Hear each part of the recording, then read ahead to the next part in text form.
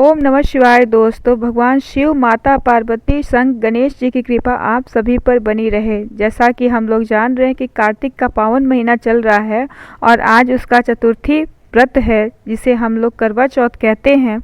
आज के दिन भगवान शिव संग उनके पूरे परिवार की पूजा की जाती है। एक मान्यता के अनुसार पति की लंबी उम्र के लिए यह व्रत की शुरुआत हुई, जो कि सतयुग से चली आ रही है। इसकी शुरुआत सावित्री के पतिव्रता नारी के धर्म से हुई। जब यम आए तो सावित्री ने अपने पति को ले जाने से रोक दिया और अपनी दृढ़ प्रतिज्ञा से पति को फिर से पा लिया। तब से पति की लंबी उम्र के लिए व्रत किए जाने लगा। दूसरी कहानी पांडवों की पत्नी द्रौपदी की है। वनवास काल में अर्जुन तपस्या करने नीलगिरी के पर्वत पर चले गए थे। द्रौपदी ने अर्जुन की रक्षा के लिए भगवान कृष्ण से मदद मांगी। उन्होंने द्रौपदी को वैसा ही उपवास करने को कहा जैसा माता पार्वती ने भगवान शिव के लिए रखा था। द्रौपदी ने ऐसा ही किया और कुछ ही समय के बाद अर्जुन वापस सुरक्षित लौट। करवा चौथ व्रत कथा। पहले की बात है, एक साहूकार के 7 लड़के और एक लड़की थी। एक बार कार्तिक मास की कृष्ण पक्ष की चतुर्थी तिथि को सेठानी सहित उसकी 7 बहुएं और उसकी बेटी ने भी करवा चौथ का व्रत रखा।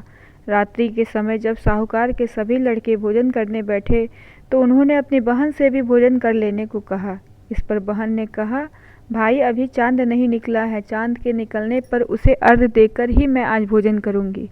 साहूकार के बेटे अपनी बहन से बहुत प्रेम करते थे। उन्हें अपनी बहन को भूख से व्याकुल चेहरा देख बेहद दुख हुआ। साहूकार के बेटे नगर के बाहर चले गए और वहां एक पेड़ पर चढ़कर अग्नि जला दी।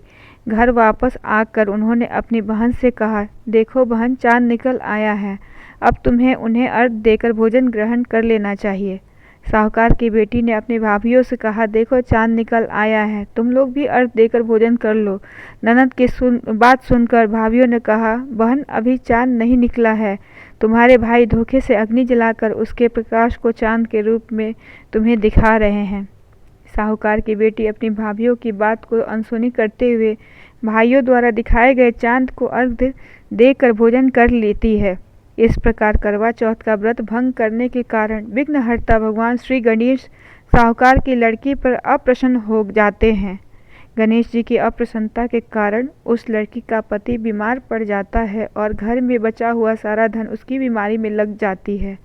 साहूकार की बेटी को जब अपने किए हुए दोषों का पता लगा तो उसे बहुत पश्चाताप हुआ। उसने गणेश जी से क्षमा प्रार्थना की और फिर से विधि विधान पूर्वक चतुर्थी व्रत शुरू कर दिया।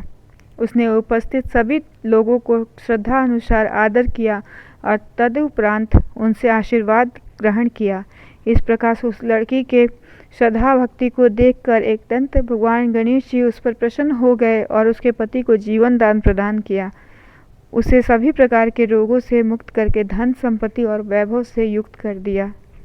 बोलो करवा चौथ माता की जय। पौराणिक कथा के अनुसार करवा चौथ के दिन चंद्र दर्शन करने से मनोवांछित फल मिलता है। करवा चौथ की रात्रि 8:15 से चंद्रोदय होगा। चांद देखने के बाद महिलाएं व्रत खोल सकती हैं और पानी पी सकती हैं। करवा चौथ पूजा और कथा का समय होगा शाम 6:01 से लेकर के शाम 7:15 तक।